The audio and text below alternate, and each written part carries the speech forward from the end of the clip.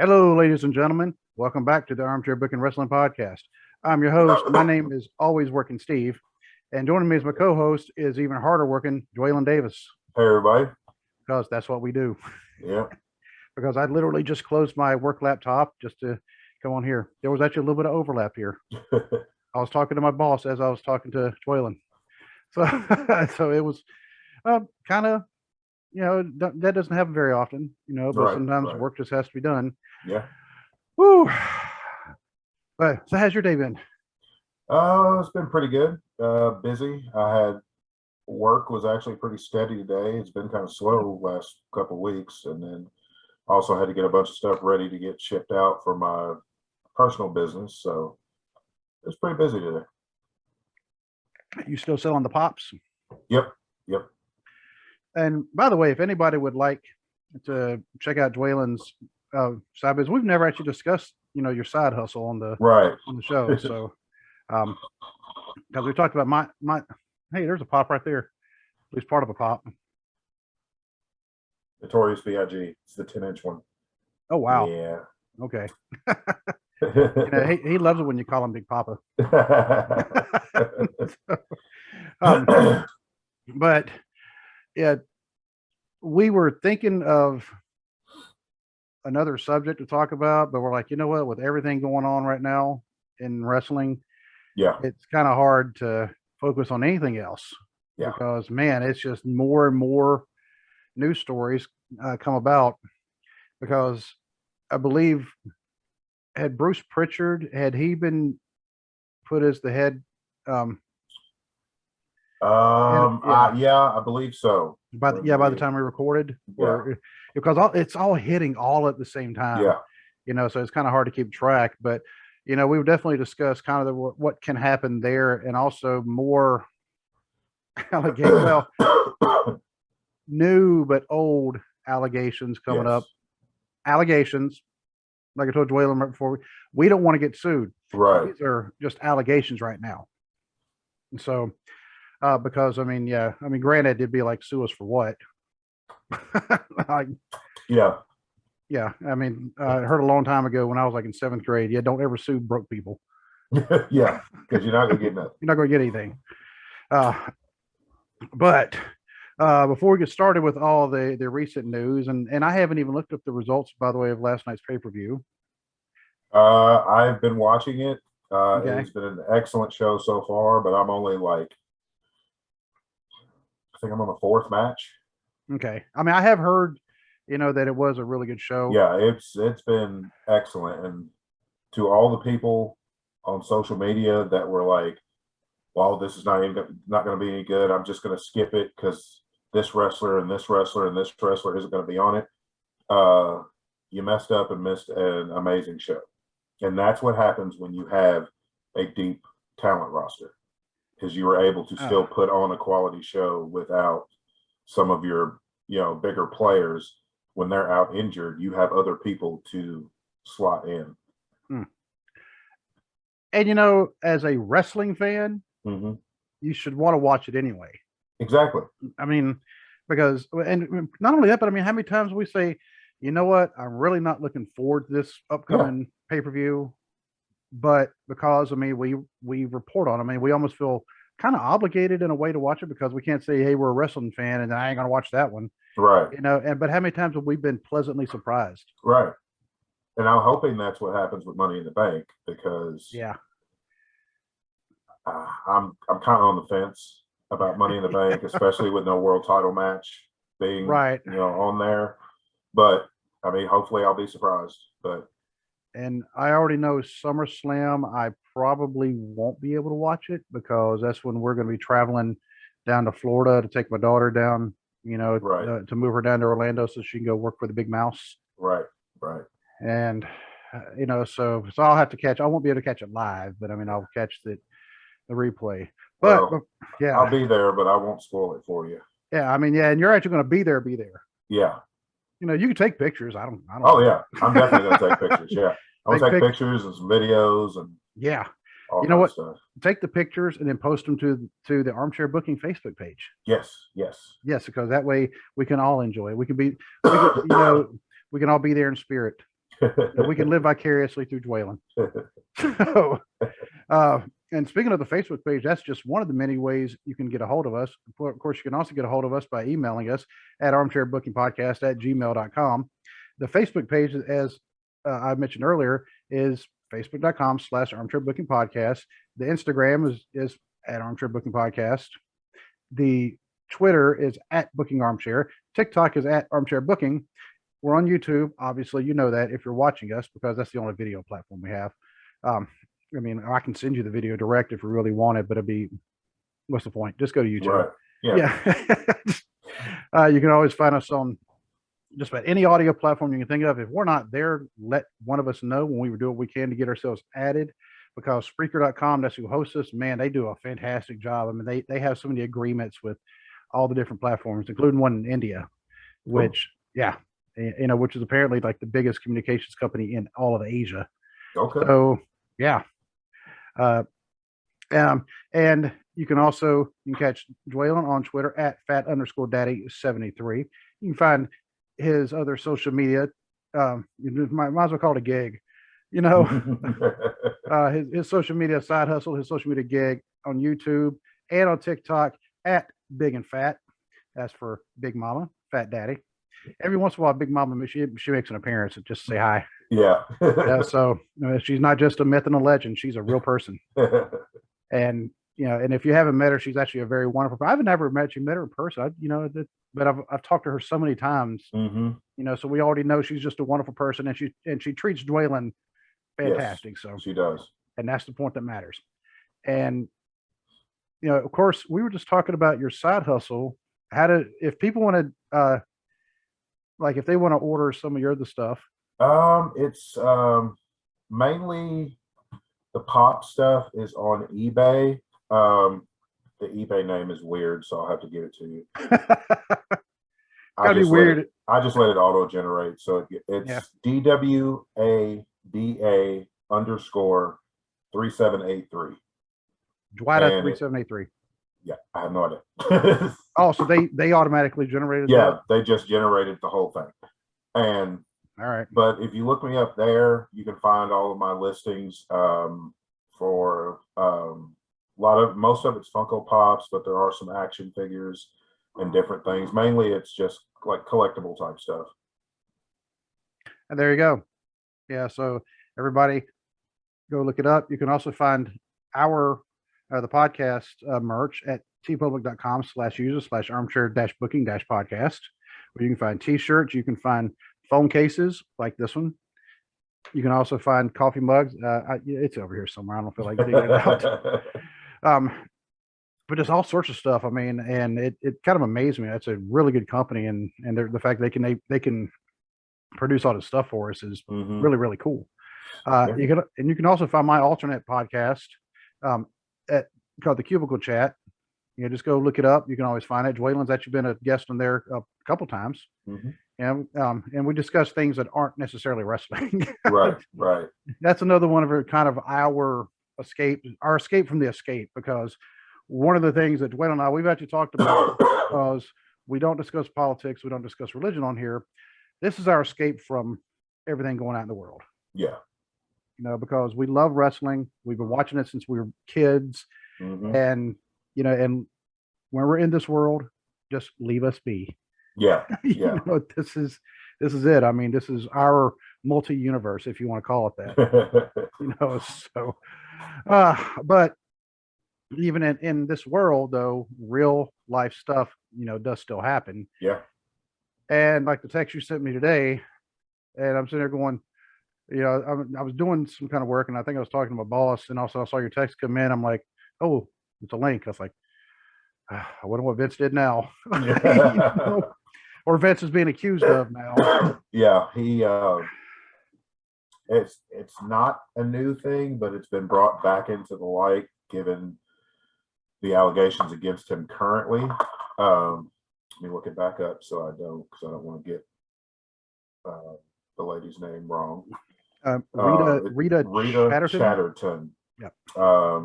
She was a referee for WWE, and like 1984. She worked she started working for the company in 1984 as Rita Marie. She was WWE's first ever female referee. According to past allegations made by Miss Chatterton, she was the victim of sexual assault by Vince McMahon. According to her, who first spoke, getting this information from WrestleZone, and it was a New York magazine published a news story about these allegations. And according to her, when she first spoke about the accusations during two 1992 appearances on the Geraldo Rivera show, McMahon had assaulted her after a WWF show in Poughkeepsie, New York. And basically, she was pretty much, from her account, she was pretty much threatened with her job and threatened to be blacklisted in wrestling if she did not go along with Vince McMahon's demands. And I had actually heard about that very exact story, and I was trying to think of where I read it, and it kind of hit me. It's in one of the books. I want to say it's Rise and Fall of WCW, or where if that's even the name of it. But it's a book, I mean, that actually talks about the origins of what Vince McMahon and Ted Turner, you know, how they both came from like very humble beginnings, and then of course both built these empires. Of course, Ted's being a TV empire and Vince being the wrestling empire. Right. But I want to say that was the book that also mentioned that about Rita Chatterton. And, you know, and it was kind of like the story that you sent to me today, that we won't get into all the kind of graphic details. Yeah, especially out of respect to her, we won't get into exactly. those, you know, we won't get into the more graphic details, but it's just, again, these are allegations, but it's more and more is coming to light of Vince McMahon's alleged behavior. And if these allegations are true, then a lot of people already think Vince McMahon is a disgusting human being as it is. If these allegations are true, he just confirms that he is a disgusting human being. And, you know, sadly, I want to compare it to somebody else who, well, we didn't think of as being a disgusting human being. But he was always like a very family oriented guy, and that was Bill Cosby. Because and you know, when the first allegations came out, you're thinking, okay, it sounds like somebody's trying to get paid, but then another one came out, and then another one, and another one, and another one. When you've got 35 to 40 women telling the same story, it's like there's some truth here. That many women are not making up the, you know, because every woman's story was very similar. That many women are not going to, they're not going to all get together and make up the exact same story. Right. And because, I mean, you get that many people together, you can't get them. I mean, the old saying, JR always said, you can't get them to agree to what to have for lunch. No. You know, but, and yeah, so that's not, you know, because unfortunately, every once in a while you have somebody that's just trying to get paid. And so they get, which is sad. And that has happened to, you know, that has happened to people in the past. And I'm always one to, you know, I'm going to believe the victim until it's proven that they're, you know, until it's proven otherwise. And like I said, it's just the more of these allegations that come out, the more you're like, there's got to be a little bit of truth here somewhere. Right. Because, you know,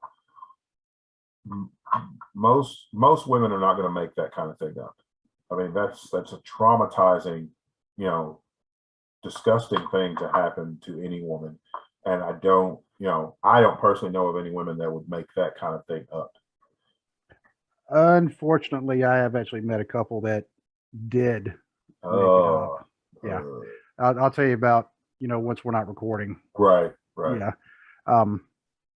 Yeah, because I don't feel like getting sued either. No. So, but unfortunately, I do know of cases, and what it does, it takes away the credibility from actual. I mean, Yeah, actual assault victims. Yeah, It takes away the credibility, and it also makes women that have been through this even less likely to come forward. exactly. You know, and I've always told my daughter and unfortunately my son too. Hmm.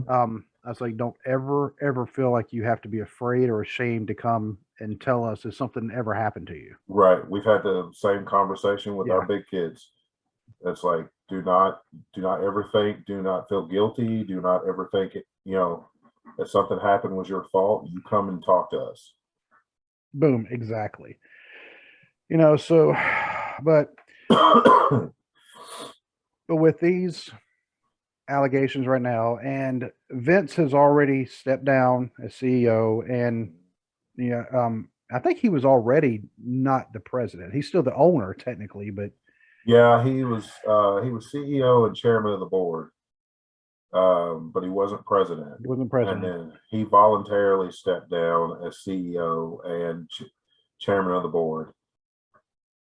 I don't feel like that's enough.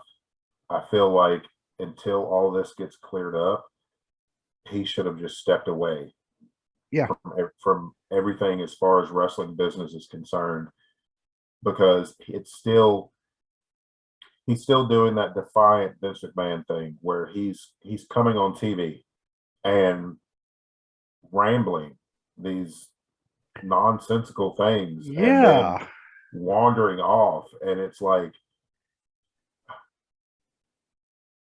what's the point of show, especially he shows up on SmackDown on you know the Friday that all of this came out and that right. he stepped down. Then he shows up on Friday on SmackDown.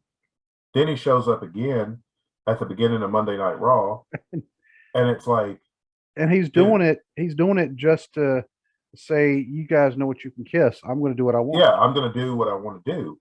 But it's like the company, I mean, regardless, he still has the answers to that board. And that board needs to get a backbone and say, go home until all Hmm. this is done. And I mean, the board's got enough to deal with because, from what I understand, there are at least two different investigations into security frauds Yep. against the board of directors of World Wrestling Entertainment. There are a couple of lawsuits.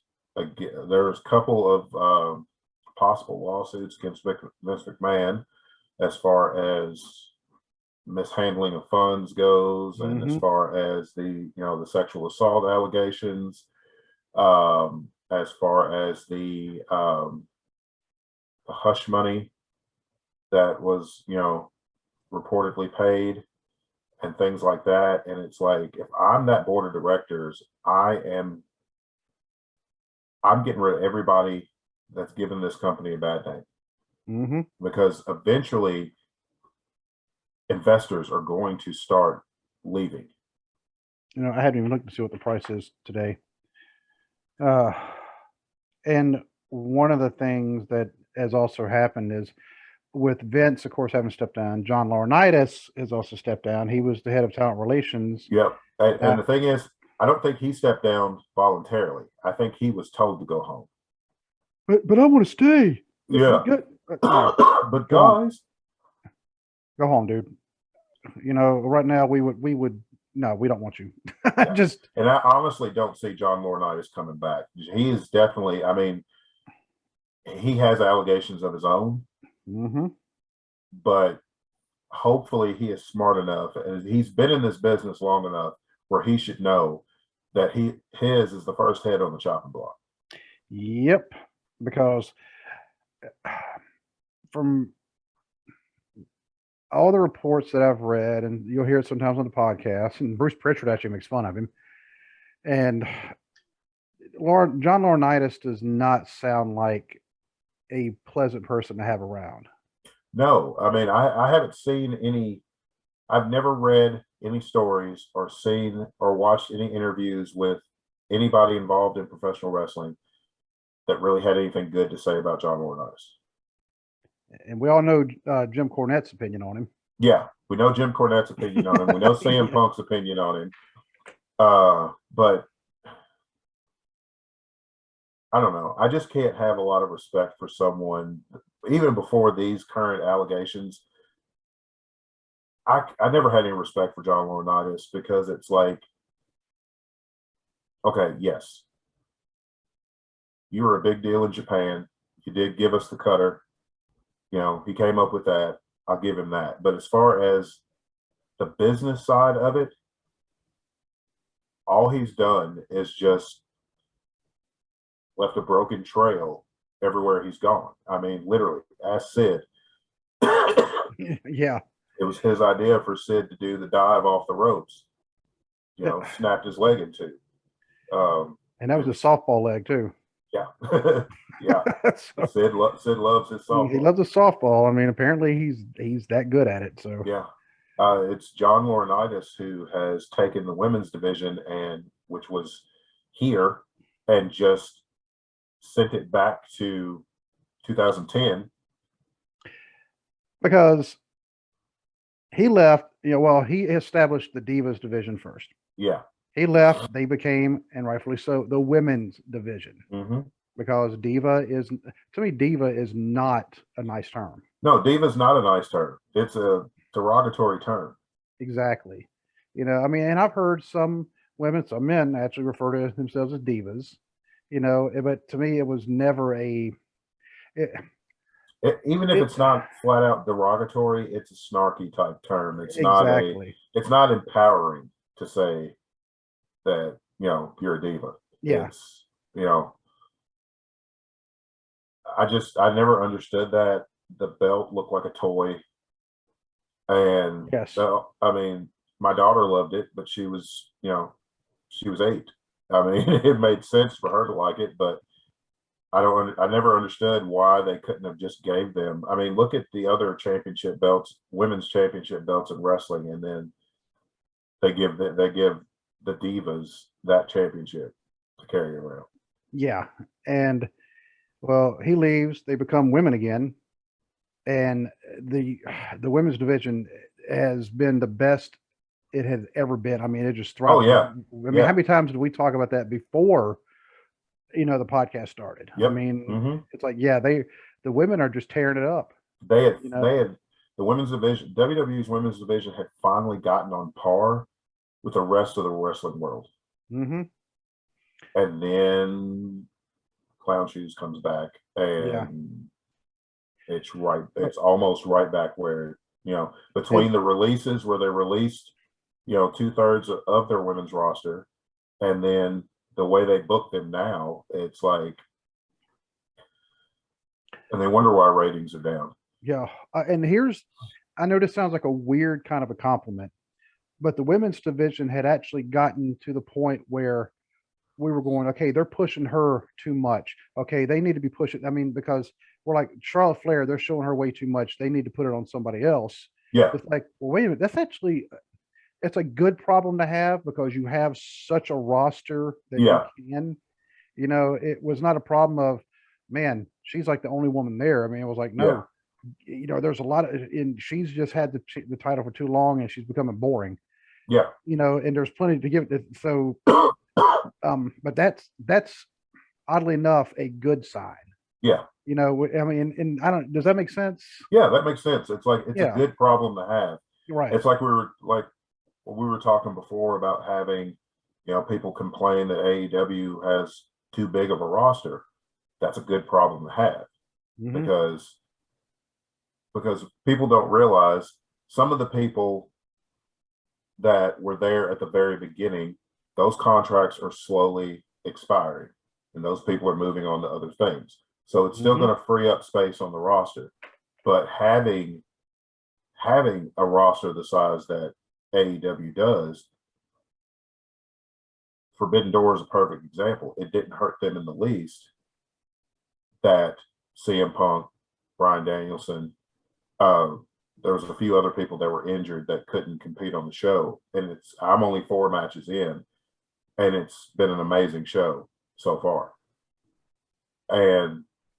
But WWE can't do that because They gutted their roster, and then Rhea Ripley's out because she had a dental injury during the match.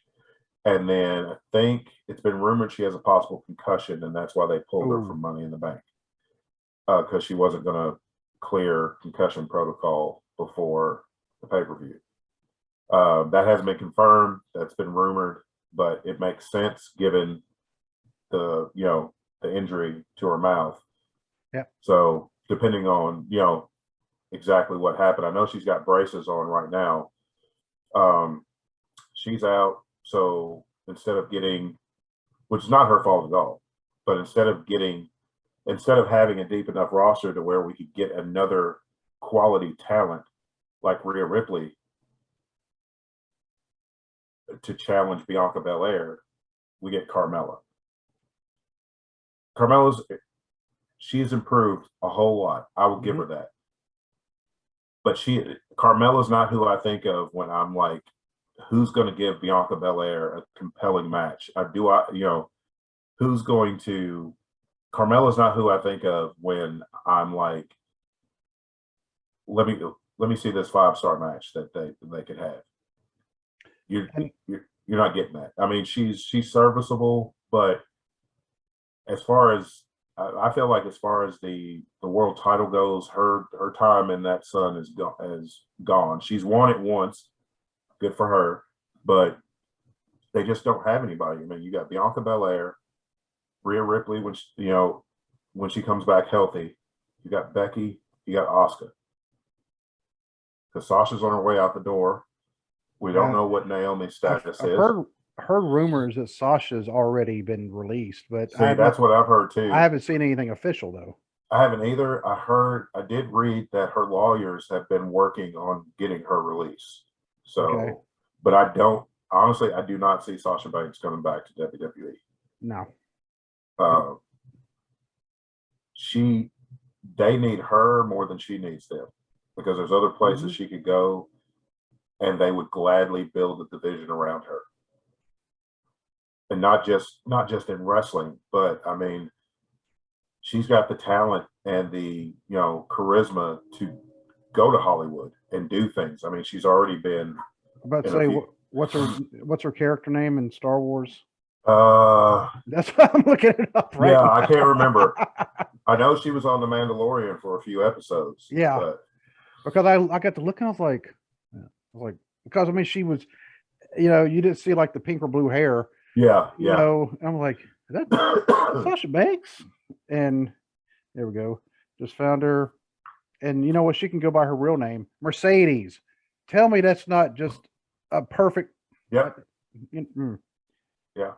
See, they just listened to us. Let me see. Oh, the Mandalorian. She is Koska Reeves. Okay. Yep, and she played, and it was actually not as Sasha Banks, of course. If she was Sasha Banks, right, money would go to WWE, but she was as Mercedes Varnado. Yep, her actual name. So, but that's where WWE has dug this hole. I mean, and it all goes back. It's like you've got all these allegations swirling around Vince McMahon as far as sexual assault, providing hush money for an affair. Allegedly passing this particular woman that he was paying off to keep quiet about the affair, passing her to John Laurinaitis, which is just that's beyond disgusting. Yeah, I mean, it really is. But it's like, what does that? To me, it's like, what does this tell every other woman in your company, from your wrestlers to your referees to your executives, to your daughter, to your granddaughters? You have a daughter and granddaughters that have to have this swirling around them.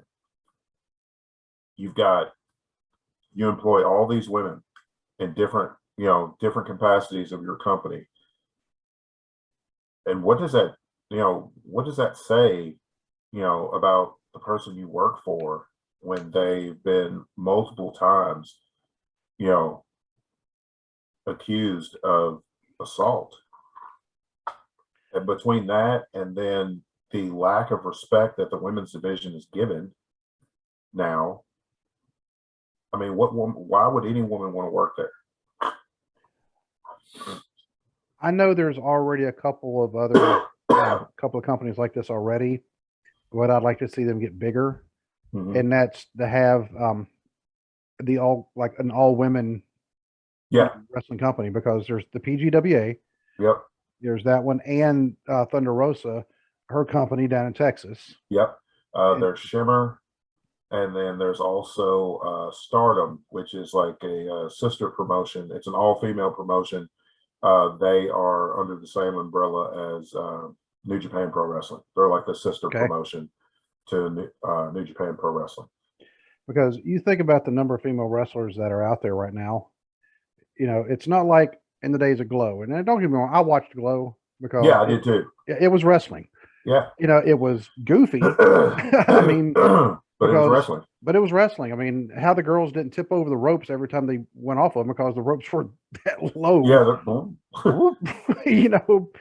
But there was a couple of women who actually came out of Glow, and they went on. They're like, you know what? I want to go do, Yeah. the like one of the big companies, like Ivory.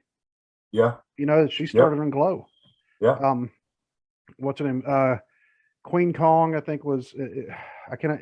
She went by several names. She just passed away like within the past year or so. Yeah. Bigger lady, red hair. Mhm. Yep. She was in a normal company, and then she went Glow, then she went back. Yeah.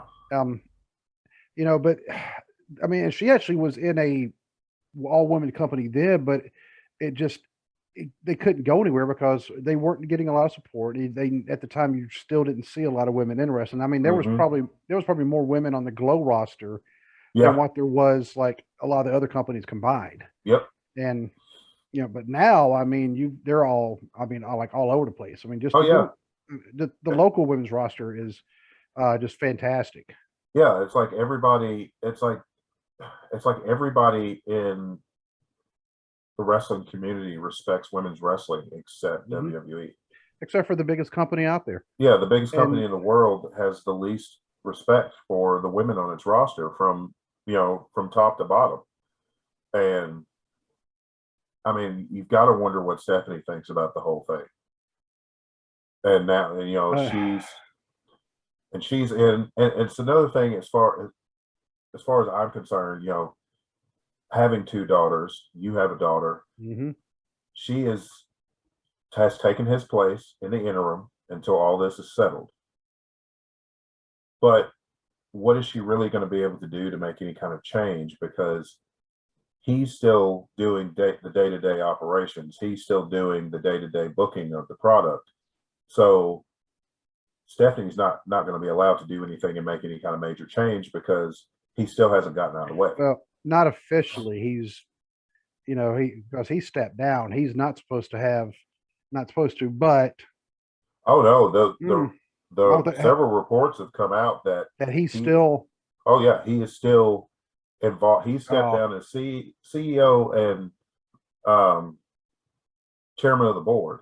But as far as like the day-to-day booking of the shows, yeah, he's still in charge.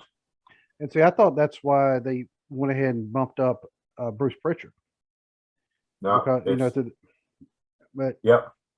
Well, now, actually, they put Bruce Pritchard in charge. They basically gave him John Laurinaitis' job, right. but everything will still have to funnel through Vince. Vince will still have final approval, which defeats the entire purpose of him stepping down in the executive positions. If he's still holding people's lives basically in his hand, Mm-hmm. then what was the point of him stepping down? So he's still running things from inside the jail. Is Pretty much, essentially, yeah. Pretty much, yeah. And Bruce Pritchard. This is his third stint, I think, with the company. Because he was Yeah, with I think them, so. and he's actually told the stories on his podcast. He was with them for a while. He started getting an attitude. Actually, he got fired basically because he got too big for his britches. Yeah. So they fired him, and he was gone for, not quite a year. He came back.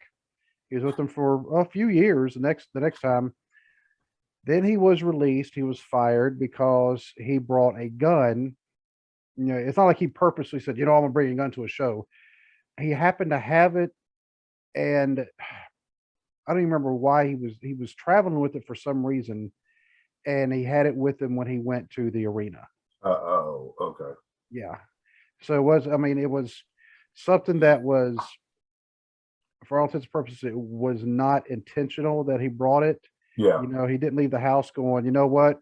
I'm gonna cap the first person that talks smack to Right. me at the arena. It just he had it and he had it locked away and everything, but it was the fact that he brought it, Hmm. and Stephanie was his boss and she was the one she had to fire him. Yeah. And then he was gone for a few years and he went to TNA for a bit. Yep. Yep. Yep. And he was it MLW, I think, for like a cup of coffee. I mean, it wasn't very Yeah. long. Major League Wrestling. Yeah. He was there. I don't even know if it was a full year that he was involved with them.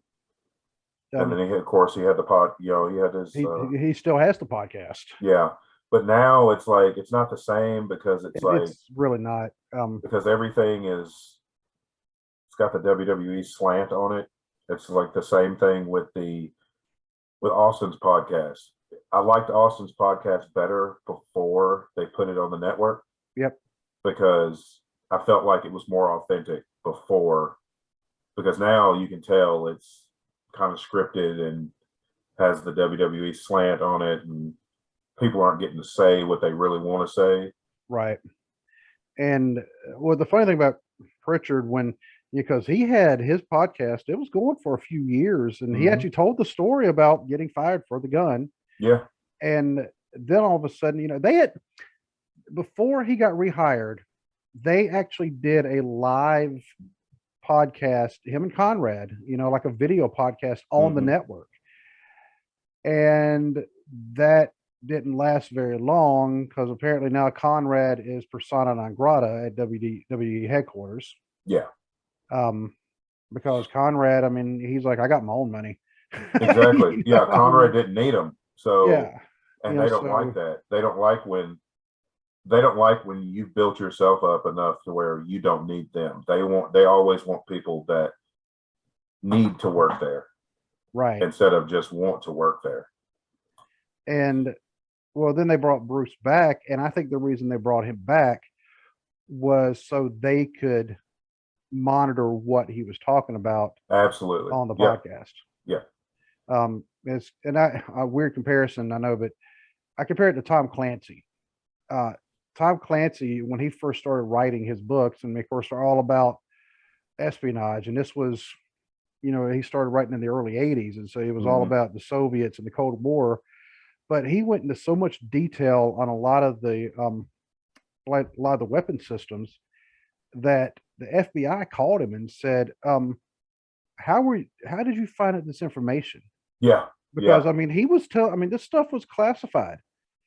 And he finally said, I read it in unclassified the Jane's manuals, which is it's kind of weird, but it's Hmm. Jane's manuals. I mean, they have like it's like an instruction book, that tells all about every kind of weapon, like not just Yeah. our military, but all of them around the world. Right. And he said, I read it out there. He said I didn't, and he didn't do anything wrong. And so they gave him a security clearance. And the reason why is so now that Yep. every time he writes something, he's dead now. Yeah. But every time he wrote something after that, they had to They had to approve approve it. it before. Yeah. Yep, just in case. I mean, Yeah. because working around classified information for 20 years, I mean, I can tell you, this thing right here is not classified. This thing is not classified. You put them together, it becomes classified, Hmm. and that's what a lot of it was. Right. So with Pritchard, same thing. It's like, well, Bruce, you were talking about, well, you can't talk about that now because you work Yeah. for us now. And I'd be willing to bet part of his contract, in which, I mean, I will say he's always been very professional about not talking about current stuff anyway. Hmm. And he will not talk about, like anybody's pay, Right. or if it's extremely rare, and when he does, it has to be in context. It has to actually, be in context with something else. Hmm. And, but at the same time, I mean, I think he might be a little bit of a yes man. Yeah. Yeah. Laurinaitis was definitely a yes man. Oh, yeah, absolutely. And what happens when you surround yourself with yes men, yes women, Mm-hmm. yes people? Yep. You don't, nothing can get done because, there's no progress to be made because nobody wants to tell the boss, hey, look, that's Yeah. not going to work. Mm-hmm. And Vince has become, as the days go by, he's becoming more and more notorious about, I will do it my way. I don't care about your way. I'm the boss. What I say goes. Exactly. And he will do it at the detriment of his company. Yeah. Just to prove a point, just to be like, I'm Vince McMahon and I'm going to do things the way I want to do them. And he always says, I know what the fans want more so than the fans know what they want. No, you didn't. No, you don't, or your product would be much better than what it is. No, you didn't. No, you don't. No, you won't. Exactly. And it's like, yeah, it's like you need to concern yourself more with the fact that your wife has moved out. You've got you've got these sexual assault allegations from the past. And I've read that there's more that possibly coming in the next couple of weeks that are more recent. So you've got that. You've got the hush money thing, the passing women to John Laurinaitis. That's human trafficking. You might as well say it. Exactly. And it's like, I just don't understand. It's like he's going to drag that company down with him if they don't make him step away. He's going to drag that company down with him because it's going to get to the point that NBC Universal is not going to want to do business with them. Nope. Fox is not going to want to do business with them. There's their television. And as we've seen from WCW, without TV, there's no wrestling product. Yep. Not one on that scale. Yeah. I mean, you can be an indie company and not necessarily have TV. Exactly. And anymore, I mean, you don't see a lot of things going to TV anyway. Yeah. And so, but we might as well say when he like steps down, like for real, like from everything, when they're like, look, we're investigating. He needs to be as far away from the company as possible because they're investigating the companies. That way he wouldn't have influence on anybody. Yeah. But it makes me kind of wonder if he wouldn't be still pulling the strings, from way, way back. Oh yeah. Vince is the ultimate puppet master. He's definitely, even if they make him go home, he's going to figure out a way to still have his fingers in the pie, so to speak. Now, Stephanie, of course, being the CEO, and even though for years we said Hunter is the heir apparent, he's going to take over, and then he had, he almost died from the heart issues. And he's even taken a step back because, I mean, he takes his health very seriously. Yeah. Now, he has said over the weekend, he was at the Performance Center with a lot of the NXT trainees, and he said, I'm back. So I don't know exactly what that means because I don't know if he's taken charge of NXT again, because it was Bruce Pritchard and Vince McMahon had the final say over the NXT product and SmackDown. With Bruce Pritchard being moved to talent relations, that opens up. I don't know if that opens up the spot because Shawn Michaels was running it while Triple H was out. So I don't know if Triple H is going to take back control of NXT. I hope so, but I don't know. But he told all of them he was back. Well, Triple H has a very, very good wrestling mind. Yes. I mean, he gets every aspect of the business. Yeah, look what he did with, actually, FCW, Florida Championship Wrestling, and then turned into NXT, but it was this ridiculous game show type thing that they had. Look what Triple H did with that, transformed it into the Black and Gold brand that was like the talk of the wrestling industry.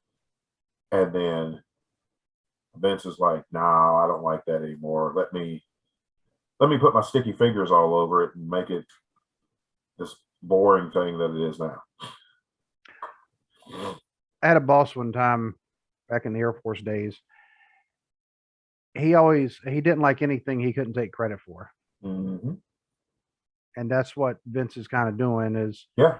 If he can't take credit, Yeah. or actually that one boss, he tried to take credit anyway. And one Didn't time work out well, did it? it didn't work out well, but when I basically threatened, I was like, "Oh, you built that, huh? Fine, I'll delete it. You can rebuild it. Right. Since you built it the first time." Yeah, he and I did not get along. So, well, that's like Vince with any talent that came from anywhere else. He never pushed them as much as, I mean, really, AJ Styles is about the exception to that rule. He generally didn't push basically characters he didn't create. the only ones I can think of, AJ, of course, Flair, because Ric Flair. Are you seriously going to not push Ric Flair? I mean, I'm trying to think of any more. That's it, because you see what he did. You see what he did to Dusty. Yeah. Goldberg, they completely destroyed Goldberg's aura. Goldberg was smash and grab. That was the appeal of Goldberg. He came in, wrecked everything, spear, jackhammer, he's out. Yep. That's what they should have kept it. But WWE tried to get Goldberg to work these 25-minute matches. No. All it did was expose his deficiencies. Oddly enough, there's a couple of them I think he may have even made a little bigger, sort of. But no, I was thinking Steamboat, but no, Steamboat was about even actually. I mean, Savage, because Savage was always in the Indies. Then he went to WWF, and he became. But Savage, I mean, I knew from reading about him in the magazines that he was going to be big. Oh yeah. But yeah, AJ and Rick, that's the only ones I can think of. And really, even Rick, I mean, I think combined, Flair didn't hold. I think combined in his 2 reigns, Flair only held the world title for 6 months total. Sounds about right, actually. Yeah, because I mean, he won it at the Rumble in '92. Lost it at Mania. And beat Savage maybe a month later, but I think it was at a house show where he beat Savage for the title. Then he ended up dropping it to Brett in Saskatchewan on a house show. And that's when he had the inner ear thing. So he had to, he dropped the title, and then he lost a loser leave town match to Mr. Perfect on Raw. He won it from Savage after SummerSlam, because Savage and Warrior, trying to think of it. Then that's the year they had their match at Wembley. Because Flair and Perfect were acting like they were going to be in somebody's corner, but they wouldn't say whose. Yeah, I think so. Yeah. And because Savage defended the title against the Warrior. Yeah. And then on the house show loop after that, Flair beat Savage. And then Flair had it just a little while longer. And then on the Canadian house show loop, he drops it to Brett. Yep. And Brett, because Brett had just lost the Intercontinental title to Bulldog. Yep. And then like a month later, Bulldog turned around and lost the Intercontinental title to Shawn. Yep. But then Brett, so there was like that. They were doing the natural progression, by the way. Yeah. Really but and it's like, I don't know why they don't do that anymore. It's like they clearly saw Shawn and Brett were the future. Mm-hmm. So here's how we're going to build them up, but like really, if you really look at it, AJ has been the most successful non-WWE wrestler. I mean, he's a 2-time WWE champion. The second reign lasted over a year. And in this day and age, that's saying something, the way they like the hotshot titles. He's, I think, a 2 or 3-time United States champion. He's a former Intercontinental champion. And he has won the tag titles. So he's won the current version of the Grand Slam. Wow. I was sitting there thinking, has he won the 24/7 title? No. But they don't count. They don't count that in the Grand Slam. because it used to be the world title, the intercontinental title, In the tag European belts. title when it was active, and the Right. tag titles. And then, but now the current version of the Grand Slam is world title, one of the world titles, U.S. title, intercontinental title, tag title. Tag titles. Man, they have way too many titles right now. Yeah. And But the thing is, they have too many titles that they're not doing anything with. and yeah, and they're just kind of sitting and that's there. the issue, because Oh, that's a complaint that people are, even like the What Culture guys are complaining that the AEW has too many titles. They don't. AEW as a company has the world title, the new All Atlantic title, which is basically their international championship. yep. The TNT title, the women's world title, the TBS title, tag titles. They have 6 championships, because the Ring of Honor, I don't count the Ring of Honor championships because he's eventually going to branch that off into a completely separate thing. So I don't count those. I just count the championships that are AEW championships. There's only 6. You look at WWE, they've got 2 sets of tag titles, 2 world titles, intercontinental title, U.S. title, U.S. title, 24/7 title, the two women's world titles, the 205 or whatever, the junior heavyweight, cruiserweight, oh, whatever. they got rid of it. Oh, okay. They did. They merged. They unified it with the North American Championship in NXT, so they don't have it anymore. But you got the women's tag team titles. That's 10, just main roster. Then NXT UK has the the UK Championship, UK Women's Championship, tag titles. So that's up to 13. Then regular NXT has the world title, the North American title, men's tag title, women's championship, women's tag team championship. As a company, WWE has 18 championships. Woo. And think about some of those, you got to have at least 2 people because they're tag titles. Mm-hmm. Yep. So 18 championships, but about what, 24 people? Yeah. Yeah. And the way they keep putting the roster down, I mean, 22, because the Usos hold both sets of the main roster tag titles. Yep. And of course Roman, he holds both the world titles. Yeah. So he actually did not get, I guess, 17. Yeah. But still, they have twice, as a company, they have over twice as many as AEW, and the people are like, actually, they've got 11 more championships than AEW has. But AEW has too many. No, they don't. They get too many belts. Even if they introduce a trios title, which would make sense considering how many 3-man factions they have. If they introduced a trios title, that would only be 7 championships. And so I go back. I always think about Mid-Atlantic Wrestling. You had the world title, you had the U.S. title, you had the Mid-Atlantic title, you had the TV title, you had the tag titles, and later on they introduced the U.S. title.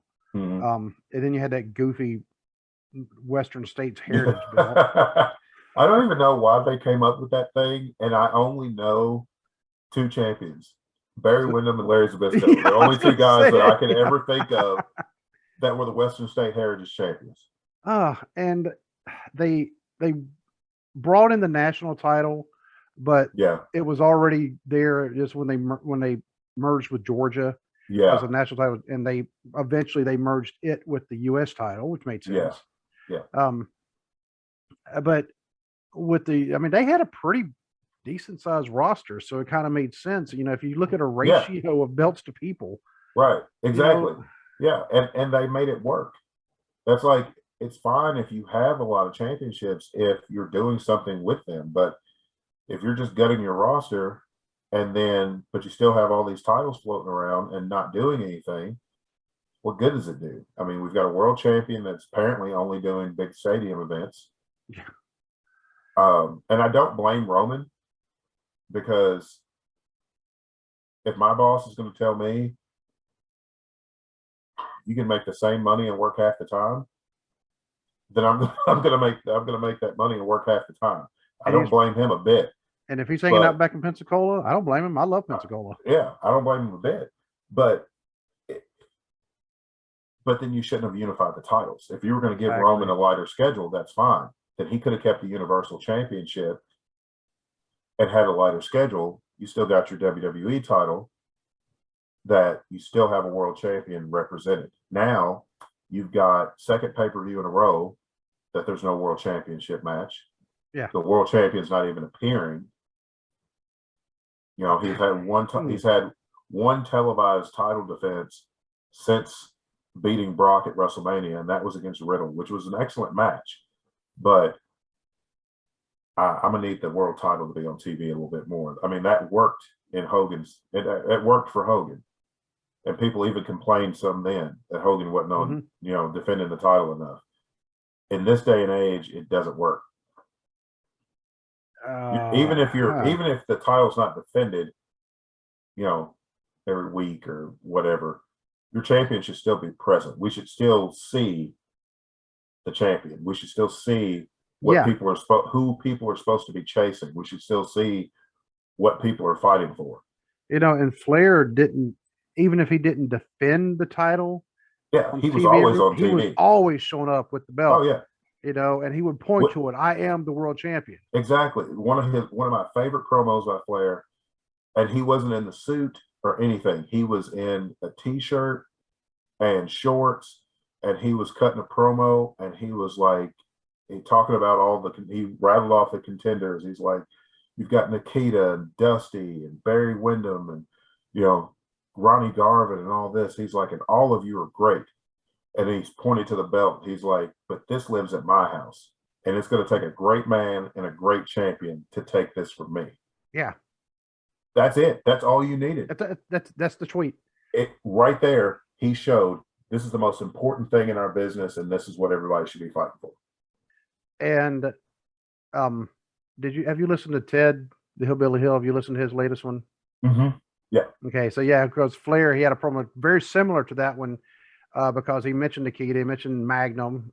So I was even thinking, okay, if he's mentioning Magnum, what year is this? Yeah. And he's like, and you got Tully Blanchard? He said, but you know what? I'm starting to like Tully Blanchard. I'm like, this is right about there's the seed. Yeah. But Ted pointed it out. I mean, by the way, if you have not started listening to his podcast, Ted the Hillbilly, oh man, he is fantastic. Yeah, because today's, or I think he actually recorded yesterday and it dropped. Mm-hmm. So I saw it this morning when it popped in my my Apple Podcast, and just listen to it. He gives a great history. This is like wrestling 101, right? Because he got to talk about the promos and he said he talked about his opponents and he talked them up. He talked about the cities he's going to be in.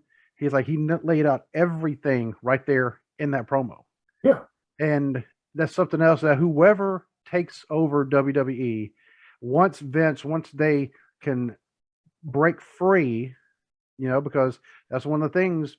Okay. And I'm going to reference this for a while because it's starting to become one of my favorite movies, Wolf of Wall Street. Great movie. Yeah. I've watched it twice already. I'm going to have to watch it again. And not just for, those parts either, but it is an excellent movie. Don't watch it with the kids in the room though. No, don't watch it with the kids. Yeah, it'll give definitely not PG. Yeah, it'll give them like a permanent tick and a limp. And it starts out like that. But the part, and this is based on a true story. I'm not going to say this is a spoiler. Right. When he is required to step down from his company, the one that he founded. But because they have proof of the wrongdoings, the middle of his speech where he is stepping down, he decides, I'm not stepping down. Yeah. He's like, I'm not going anywhere. Yeah. And very next scene you see, well, he just reneged on the deal. Yep.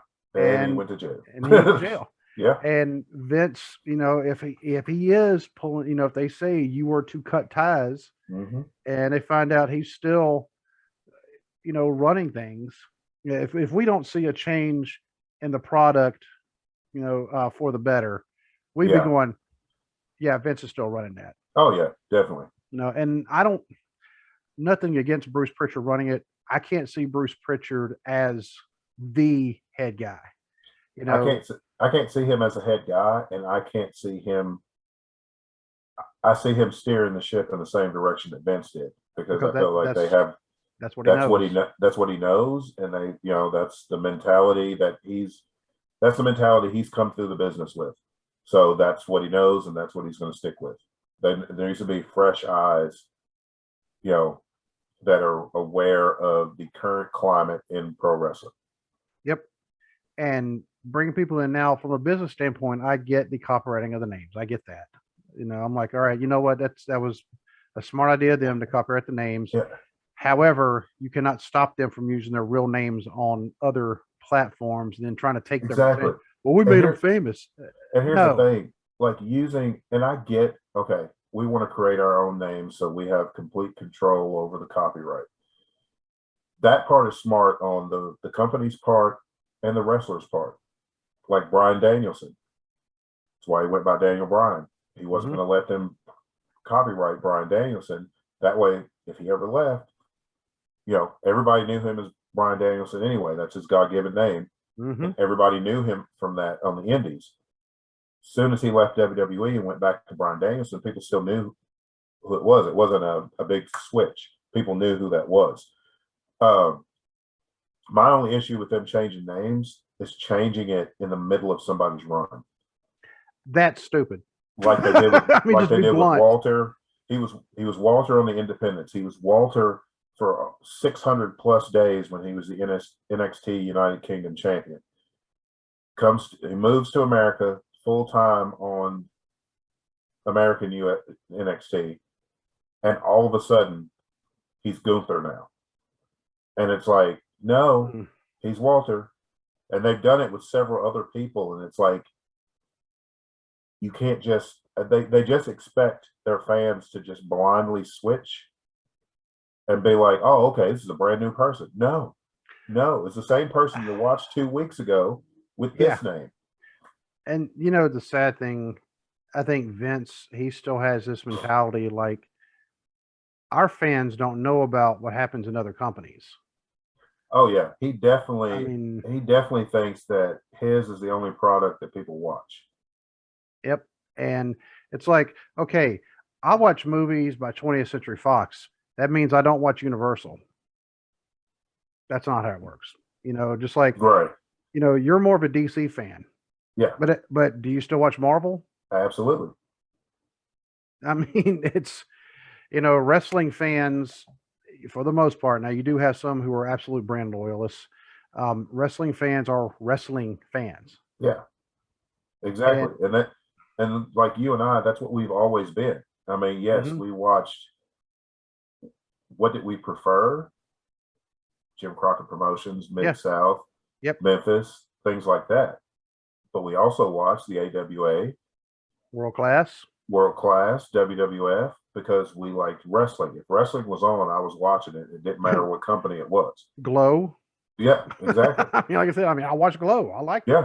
It was different, and that one I could say, yeah, this one is kind of fake. I'm not gonna lie. But it was still fun to watch, and but there's got to be a change from the very top, and as far as this empire is concerned, Vince McMahon is the very top of that empire. And that's where the change has got to start. It's either people are just going to have to get backbones, and they're going to have to stand up to him. And he has bullied everybody, for years. And some people are afraid to step to him like that. And I will give Brock Lesnar all the credit. Brock doesn't need Vince McMahon. Vince McMahon needs Brock Lesnar. So he can tell Vince, I don't agree with that, and I'm not doing it. And if more talent got to that point, if more talent got to that Brock Lesnar, Sasha Banks, things like that, where they're CM Punk when he was there, where they were standing up for themselves and like, no, I'm not doing this. This is, I don't agree with this. I don't think this is a good idea. Because Vince is not going to he's not going to compromise. You're just going to have to flat out tell him, I'm not doing it. Because he's not the type of person to be like, okay, let's sit down and talk about it. because he's too set in his ways. That he is for sure. I mean, you can tell that just from the same recycled stuff. But maybe, maybe the company will end up kind of like a phoenix rising from the ashes. I mean, and I know that's kind of an old old thing, but I mean, but it's the truth. I mean, well, I mean, it's happened before with them. I mean, look at 94, 95 WWE was like some of the that's one of the lowest periods in company history. And then wrestling in general at that time. And then they started to come up a little bit, and then the NWO happened. And then, I mean, they were on the brink of going out of business. And if poor management, poor decisions is what turned that tide. Poor decisions and Stone Cold Steve Austin is what turned that tide. Because because Vince only changed out of necessity. He didn't do it because he wanted to. He wanted to keep the same new generation type thing that he was doing. Big man. Yeah, big man. The squeaky clean, the squeaky clean, cartoony stuff that was still. We need a plumber. Yeah, we need a plumber or a goalie or a baseball player with a baseball painted on his face and just stupid stuff. And then the NWO happened and blew up, and he knew I've either got to change with the times or I'm going to get left behind.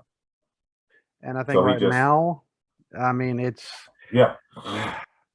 AEW, and we talked about this 7 months ago. Is AEW moving ahead? Well, yeah, we talked about that with when All Out happened last year, and how good that show was, and the talent that they had brought in, and it's just he needs to stop. Not just him, but other executives in that company that have that Vince McMahon mentality. Look at the talent he's released, and look at what they've gone on and done. You made Dean Ambrose a joke.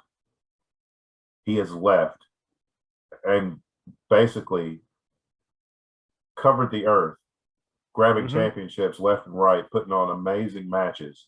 Matt Cardona. Oh my Lord. Yeah. I mean, Matt Cardona. Exactly. Guys like that. And it's like, how do you let this type of talent, like Cesaro, who has now officially debuted in AEW under his real name. How do you let someone like Cesaro, who is just an absolute freak? You know why they didn't push him? Because he didn't have the look. And that's what I don't get. I don't understand how does he not have the look? I mean, he looks like something ripped out of a comic book. He looks like a damn superhero. Yeah. Excuse me. Sorry, I know it's PG. Excuse my language. But he looks like, the guy's in amazing shape. He is a phenomenal athlete, one of the strongest wrestlers I've ever seen. Ridiculously strong. He has been over for the last decade, and yet people look at it. Vince looks at it like, well, he can't cut a good promo. So not everybody needs a good promo. I know everybody's view on Chris Benoit. Chris Benoit was terrible at promos, but he's one of the absolute best wrestlers I've ever seen. Yeah. And he was phenomenal. And he didn't, he didn't need to cut a promo.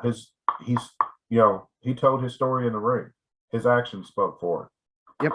And that's the way it should be. And hopefully the story, because I mean, we're going to be wrapping up here pretty soon. Yeah.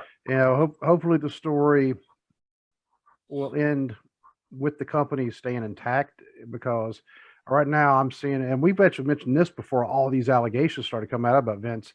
It's like WWE is right now is looking very similar to how WCW looked. Yes. Not long before they collapsed. Yeah, they're really looking like late '98 WCW. Yeah. And we know what happened just a few years later with WCW. And it's like, I don't want WWE to go out of business, but some things are going to have to change, or people are going to migrate away from that company. And I think the first step they need to do is they need to listen to all of our archived episodes Exactly. because All I of it. mean, so everybody out there, make sure if you share us, make sure you tag WWE and say y'all need to listen. Yeah. Listen to all of this. Go from the beginning and just listen. Yes, and I mean we're doing this out of the goodness of our heart. We're just trying to help because we are Exactly. wrestling fans, and I can't imagine a wrestling world without WWE. But Yeah, I can't either. but if they don't do something to change, you Yeah. know. Whew, but as for Thursday, I think I said, didn't I text you earlier, like a couple weeks ago, and so yeah, I think I know what we're going to be doing on that particular day I because think so. I'll have to. We've got so many texts. I'll have to go back and look. because there is a reason for that one, and let me pull it up. Let's see, because and man, we have recorded a lot of episodes. I've actually lost count, to be honest with you. Let me see.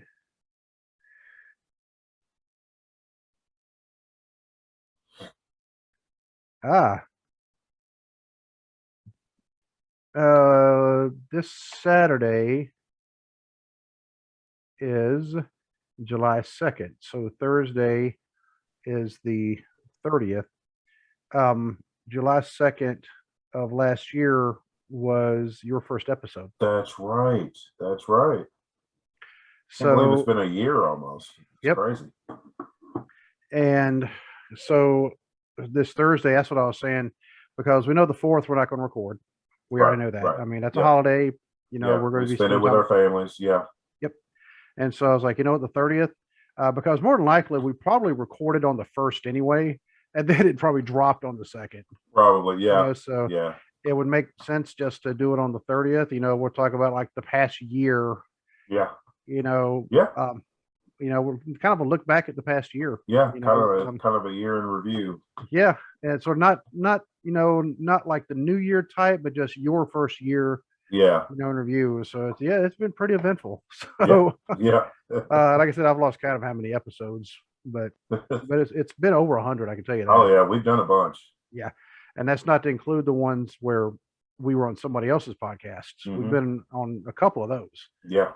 Like Ted the Hillbilly Hill, he had us on there a few weeks ago. Yeah. We've been on TNC Sports Talk. Yep. You know, and I know we were trying to get some other ones lined up, but they haven't happened yet, or they just fell through. Yeah. But we're always,